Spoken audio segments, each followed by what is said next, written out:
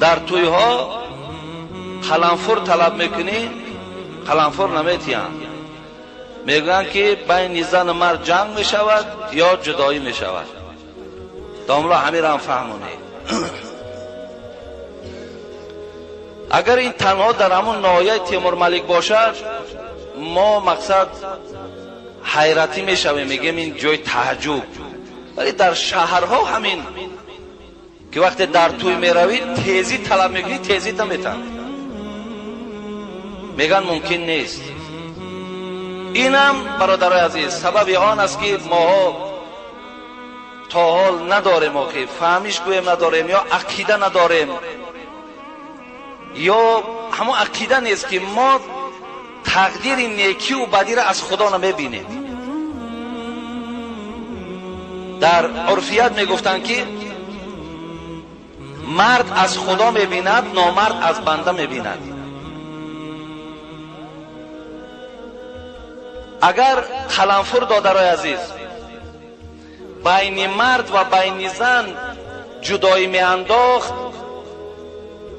من در پاکستان بودم، یگان خراکشون به تیزی نیست، 3 زن داره 4 زن داره، یگان جدا نیست.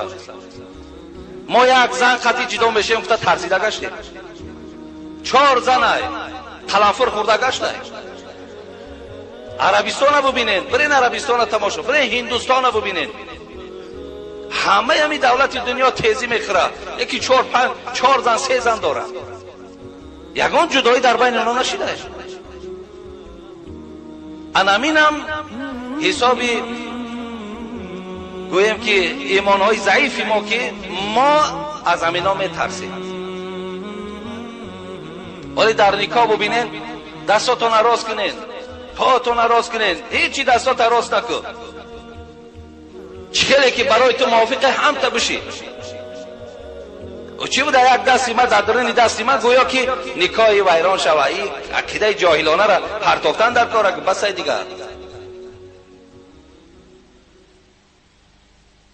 از حساب ترسمان میترسیم، خاطر یک کس میبینیم ای فلانی ملال میشود، ملال دنیا قیامت شود. این چی گپ از خودش آخه؟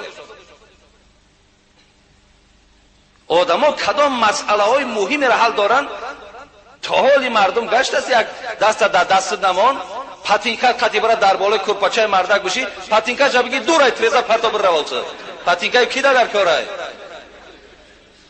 اون مرده کورپاچه خریده، کورپاچه دختای بهترین کورپاچه را تای پای داماد میاره، یا پاتینکای با کشینی خودش قطعی در بالای کورپاچهش بگیر دور پرتاش دادر عزیز. نیست اینا عقیده ما نیست، از اسلام ما نیست، اینا از دین ما نیست دادر عزیز. یک بار باور که مردم از تمام چیز ترسانچک کردن. یگانه جایی که برای خدا در قرآن و ایای فرهبون و ایای فتقون، یکنین جایی که شما دارین جای ترس نزد من است، فقط از من ترسین، از چیزی نترسین. هر چیزی که وقتی از من میترسین همه چیز از شما میترسد.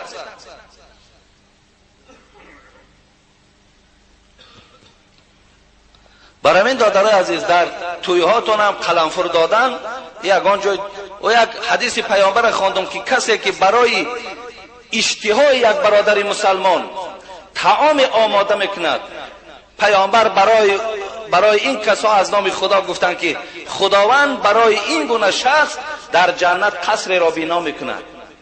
تو برای یک برادر قلنفر دوست می‌دارد، به قلنفر طعام خوردن نمیتونه. بسیاری برادرای هستن به قلنفر طعام خوردن نمیتونن. همون قلنفر را بربطش چقدر دلش خرسند میشد. دل همون خرسند شدن برای تو قصر در جنت بنا شدن است. اگه پیشینی ها ترسیدن دادر عزیز، من شما را میگم شما نترسید.